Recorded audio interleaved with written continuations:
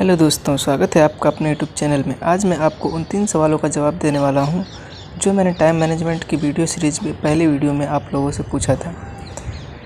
Time की value को ध्यान में रखते हुए चलिए चलते हैं अपने सवाल और जवाब की तरफ। तो जैसा कि हमारा क्वेश्चन था, आजकल समय की इतनी कमी क्यों महसूस होती है, जबकि हम टाइम बचाने के नए नए तरीके खोज लिए हैं और नए नए उपकरण का आविष्कार भी कर लिया है। फिर भी जब हम खुद कोई महत्वपूर्ण कार्य करते हैं या किसी और को अपना काम करने के लिए देते हैं तो हम उसको समय भी देते हैं कि आपको इतने टाइम में ये काम कर देना है। यदि वह काम समय पे हो गया तब तो ठीक है, यदि समय पे काम न हुआ तो हम सामने वाले पे गुस्सा करने लगते हैं, आग बबूला होने लगते हैं और कभी कभी तो तनाव में भी आ जाते हैं, जिसके चलते हमारे रिश्ते ख़राब होने लगते हैं, हमारा मानसिक संतुलन ख़राब हो जाता है और कई बार तो दुर्घटनाएं भी हो जाती हैं। समय की कमी हमारे जीवन का एक अप्रिय और अनिवार्य हिस्सा बन चुका है। यह बात सोचने वाली है कि हमारे पूर्वजों को कभी टाइम मैनेजमेंट की ज़रूरत नहीं पड़ती थी। ऐसा क्यों? क्या उनके पास 48 घंटे मिलते थे और हमें केवल 24 घंटे मिल रहे हैं? जी, ऐसा बिल्कुल भी नहीं था। उनको भी 24 घंटे ही मिलते थे, लेकिन फिर भी वो समय के गुलाम नहीं थे। जैसे ही 20वीं सदी शुरू हुई, मनुष्य नए नए उपकरण बनाते जा रहा है और नए नए आविष्कार करते जा रहा है। इसी आविष्कार और टेक्नोलॉजी का गलत उपयोग ही हमारे समय को खा रहा है। जैसे कि हमारे जीवन में टीवी आ चुके हैं, जिसके बटन दबाते ही हम दुनिया की खबरें जान लेते हैं।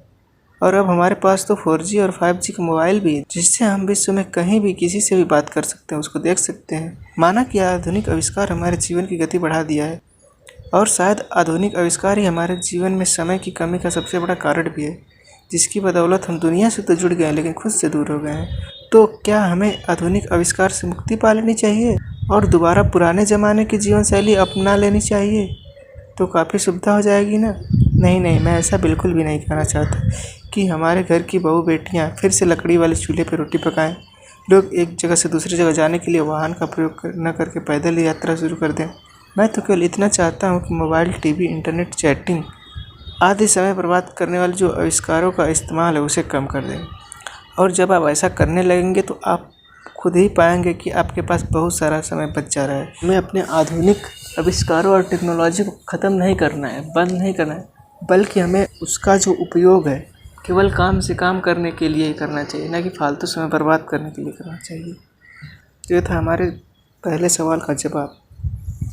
अब चलिए चलते हैं अपने दूसरे सवाल की तरफ। अब दूसरा सवाल ये था कि आपके पास दरअसल समय कितना है। इस सवाल का जवाब देने से पहले हमें एक बात का ध्यान देना जरूरी है कि विधाता ने या यूँ कहें प्रकृति ने किसी को सुंदरता ज़्यादा दी है, किसी को कम दी है, किसी को बुद्धि ज़्यादा दी है, किसी को कम दी है, किसी को पैसा ज़्यादा दिया है तो किसी को कम दिया है, लेकिन समय देते हुए वो किसी प्रकार की कटौती नहीं की। चाहे आप जैसे भी हो, सबको एक दिन में 24 घंटे ही मिले हैं।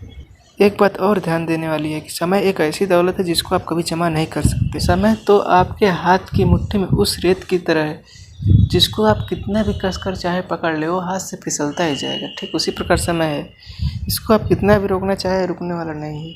दिन प्रतिदिन आपका समय निकलता ही जाएगा आपके हाथ से।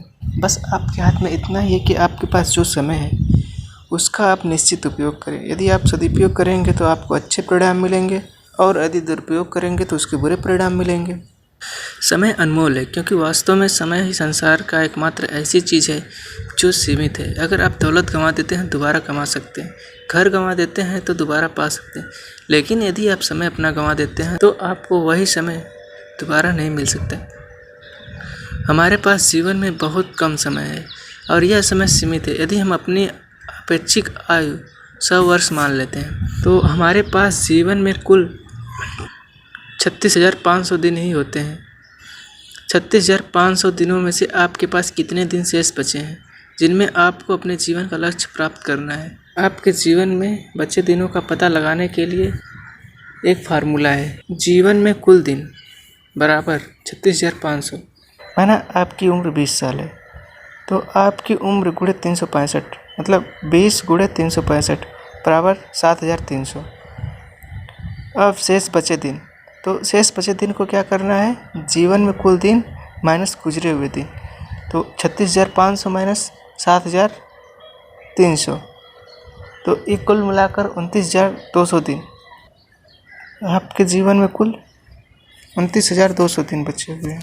ठीक इसी प्रकार आप भी अपना समय निकाल सकते हैं। अगर हमारे जीवन में कुछ करना है, कुछ पाना है, कुछ बनना चाहते हैं, तो यह अनिवार्य है कि हमारे पास जो समय बचा है उसका सर्वश्रेष्ठ उपयोग करना सीख लें, ताकि इस धरती पर हम अपने सीमित समय पर भी वे सब हासिल कर सकें जो हम हासिल करना चाहते हैं, चाहे वो दौलत हो या शोहरत हो या सुख हो या सफलता हो। ये था हमारा दूसरे सवाल का आंसर। अब अपने तीसरे सवाल की तरफ बढ़ने से पहले मैं चार्ल्स रिचर्ड्स की एक बात आप लोगों को बताना चाहता हूँ। वो कहते हैं कि कैलेंडर से धोखा न खाएं। साल भर में केवल उतने ही दिन होते हैं जिनका आप उपयोग करते हैं। एक व्यक्ति साल भर में केवल एक सप्ताह का मूल्य प्राप्त करता है, जबकि दूसरा व्यक्ति एक सप्ताह में पूरे साल का मूल्य प्राप्त कर लेता है। इनकी बातों को ध्यान देने योग्य है। ये कहना चाहते हैं कि कुछ लोग एक साल में जितना काम करते हैं उसका रिजल्ट केवल उनको एक सप्ताह का मिलता है, लेकिन कुछ लोग ऐसे भी होते हैं जो एक सप्ताह ही कार्य करते हैं बट उसका रिजल्ट वो साल भर के मेहनत के बराबर पा जाते हैं। तो चलिए चलते हैं अपने तीसरे सवाल की तरफ। तो आपका तीसरा सवाल यह था कि आपका समय कितना कीमती है, क्योंकि जब किसी चीज़ की हमें कीमत नहीं पता होती है तो हम उसको इतना इम्पोर्टेंस नहीं देते हैं जितना कि हमें देना चाहिए। कहा जाता है कि समय ही धन है, परंतु यह कहावत पूरी तरह सच नहीं है, क्योंकि सच तो यह है कि समय सिर्फ संभावित धन है। अगर आप अपने समय का सदुपयोग करते हैं तभी आप धन कमा सकते हैं। दूसरी ओर अगर आप अपने समय का दुरुपयोग करते हैं तो आप धन कमाने की जगह धन गंवा बैठते हैं। तो क्या आप ठीक जानते हैं कि आपके समय की कीमत कितनी है? अगर नहीं तो इसके लिए भी एक फार्मूला है। यह फार्मूला इस प्रकार है कि आपके 1 घंटे का मूल्य बराबर आपकी 1 दिन की आमदनी बटे 1 दिन किए गए घंटों की संख्या। अर्थात आप 1 दिन में जितना पैसा कमाते हैं उसमें आप एक दिन में जितने घंटे काम करते हैं उससे भाग दे देंगे तो 1 घंटे का मूल्य निकल आएगा। माना आप हर महीने में 20,000 रुपये कमाते हैं, इसके लिए आप महीने में 25 दिन 8 घंटे काम करते हैं, यानी कुल मिलाकर आप 200 घंटे काम करते हैं। इस स्थिति में आपके 1 घंटे का मूल्य होगा 20,000 बटे 200 बराबर 100 रुपये। इस तरह आपके 1 घंटे का मूल्य 100 रुपये निकला। इस उदाहरण से यदि आप रोज़ का 1 घंटे समय बर्बाद करते हैं तो आप हर दिन का 100 रुपये नुकसान कर रहे हैं, यानी आप 1 साल में 36,500 रुपये का नुकसान कर रहे हैं। यदि आप हर दिन 2 घंटे बर्बाद कर रहे हैं तो इसका मतलब है कि आप हर साल में 73,000 रुपये का नुकसान कर रहे हैं, जिससे कि आप समय का उपयोग को लेकर सतर्क हो जाएंगे और आप समय बर्बाद करना छोड़ देंगे। आप अपने समय के बेहतर उपयोग के नए नए तरीके खोजने लगेंगे।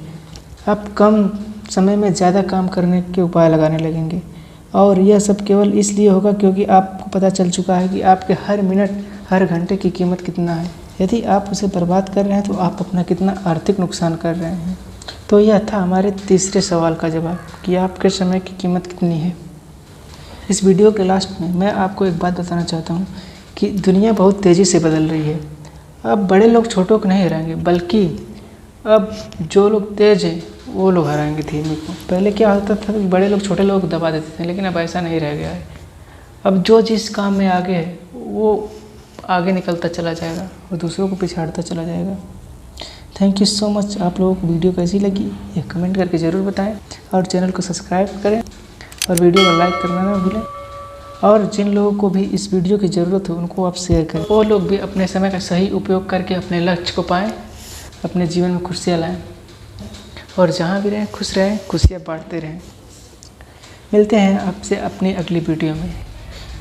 टाइम मैनेजमेंट बुक के लेखक डॉक्टर सुधीर दीक्षित ने अपनी इस बुक में टाइम को बचाने के लिए कुछ महत्वपूर्ण सिद्धांत दिए हैं। अगली वीडियो मेरी उस सिद्धांत को लेकर आएगी। तब तक के लिए धन्यवाद।